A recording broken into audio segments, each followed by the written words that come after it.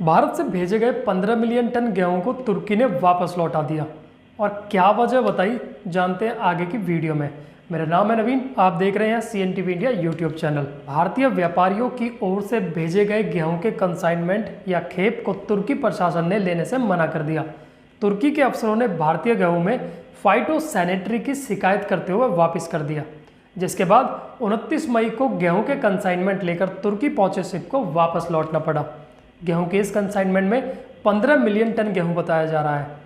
गेहूं की इतने बड़े कंसाइनमेंट वापस आने से भारत के ट्रेडर्स मुश्किल में पड़ गए। गौरतलब है कि मार्च 2022 में निर्यातकों ने तकरीबन 7 मिलियन टन गेहूं का निर्यात किया था। S&P की ओर से कहा गया है कि गेहूं की खेत में रुबेला नाम की एक बीमारी मिली है, जिसके चलते तुर्की के कृषि मंत्रालय ने इसे लेने से इनकार कर दिया।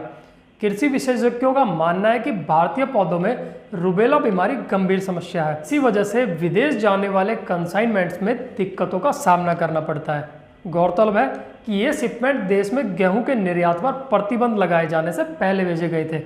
गेहूं का ये कंसाइनमेंट एक प्राइवेट कंपनी की ओर से भेजा गया था।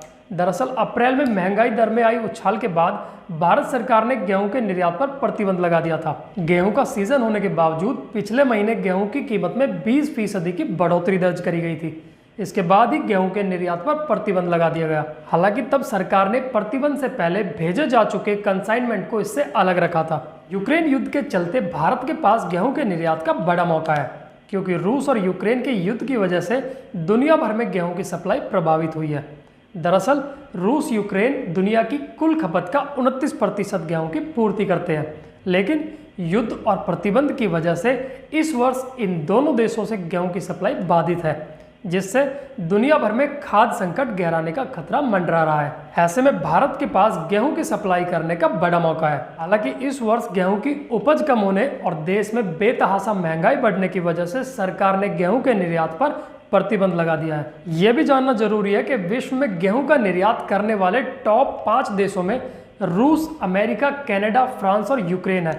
ये पांचों देश मिलकर 65% बाजार पर कब्जा जमाए बैठे हैं।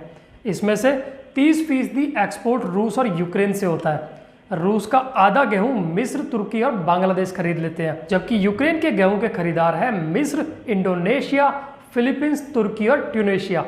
अब दुनिया के 2 बड़े गेहूं निर्यातक देश आपस में जंग में उलझे हैं, तो उनके ग्राहक देशों में गेहूं की सप्लाई बाधित होना लाजमी है। इस वजह से अंतर्राष्ट्रीय बाजार में गेहूं की डिमांड बढ़ रही है और सप्लाई के दूसरे सोर्स तलाशे जा रहे हैं।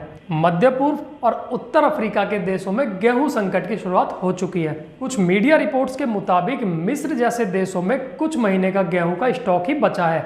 मिस्र अपने गेहूं की खपत का 80% हिस्सा रूस और यूक्रेन से आयात करता था। इस वजह से वहां दिक्कत ज्यादा है। राइटर्स की रिपोर्ट के मुताबिक आने वाले दिनों में गेहूं का आयात करने वाले देशों को 40% ज्यादा खर्च करना पड़ सकता है। नतीजा यह है कि कुछ देशों में गेहूं के दाम तेजी से बढ़ने लगे हैं। भारत जैसे देश में पिछले एक सप्ताह में गेहूं के दाम MSP से ज्यादा हो गए हैं। यही वजह है कि PM मोदी भारत के गेहूं निर्यातकों से आपदा में अवसर की तलाश करने को कह रहे हैं। दुनिया में गेहूं के पैदावार में चीन पहले पायदान पर है, वहीं भारत दूसरे पर, लेकिन निर्यात में दुनिया के टॉप 10 देशों में अमेरिका, रूस और यूक्रेन के साथ भारत नहीं है। भारत में सालाना 400 से 450 लाख टन गेहूं की पैदावार होती है। कुल पैदावार का 100 से 150 लाख टन खुले बाजार में बिक जाता है और कुछ निजी इस्तेमाल में लग जाता है। बाकी तकरीबन 300 लाख टन गेहूं FCI खरीद लेती है। FCI इसमें से 220 से 230 टन का इस्तेमाल अलग अलग स्कीम के तहत करती है। बाकी 70 से 80 लाख टन का गेहूं बच जाता है। यह बचा हुआ गेहूं मानवीय सहायता के तौर पर कभी कभी दूसरे देशों को दे देते हैं। इन आंकड़ों से आप समझ ही गए होंगे कि भारत में निर्यात के लिए गेहूं पर्याप्त मात्रा में है, तो सप्लाई की कमी तो नहीं होगी। फिर निर्यात में भारत पीछे क्यों है? इसके 2 अहम कारण बताए जाते हैं। पहला, देश में ही ज्यादा मात्रा में गेहूं की खपत हो जाना। दूसरा, गेहूं का MSP अंतर्राष्ट्रीय बाजार से ज्यादा होता है। रूस यूक्रेन संकट से पहले तक अंतर्राष्ट्रीय बाजार में गेहूं का रेट कम और भारत में ज्यादा रहता था, इसलिए आयात करने वाले देश भारत का रुख नहीं करते थे। कुछ जानकार इसके पीछे गेहूं की गुणवत्ता को भी एक वजह मानते हैं। बात करें क्वालिटी की, तो गेहूं की 2 तरह की क्वालिटी भारत में होती है। एक वो जो पंजाब हरियाणा की तरफ होती है, उसे सॉफ्ट गेहूं कहते हैं। दूसरा वो जो मध्य प्रदेश में होता है, जिसे सरबती गेहूं कहते हैं। मध्य प्रदेश में होने वाले गेहूं का इस्तेमाल ब्रेड और बेकरी की चीज़ें बनाने में ज़्यादा होता है। इस वजह से कई लोग इसे बेहतर मानते हैं। यूरोप के देशों में सर्वति गेहूं की डिमांड ज़्यादा होती है। ये एक अहम वजह है कि गेहूं के ग्राहक देश बांग्लादेश, नेपाल, यूएई, श्रीलंका, अफगानिस्तान और कतर है। आज की तारीख में अंतर्राष्ट्रीय बाजार में गेहूं 40,000 रुपये प्रति टन है। भारत के एफसीआई के गोदाम में रखे गेहूं तकरीबन 25,000 रुपये प्रति टन में खरीदे गए हैं। यानी गेहूं के दाम भारत में आज की तारीख में कम है।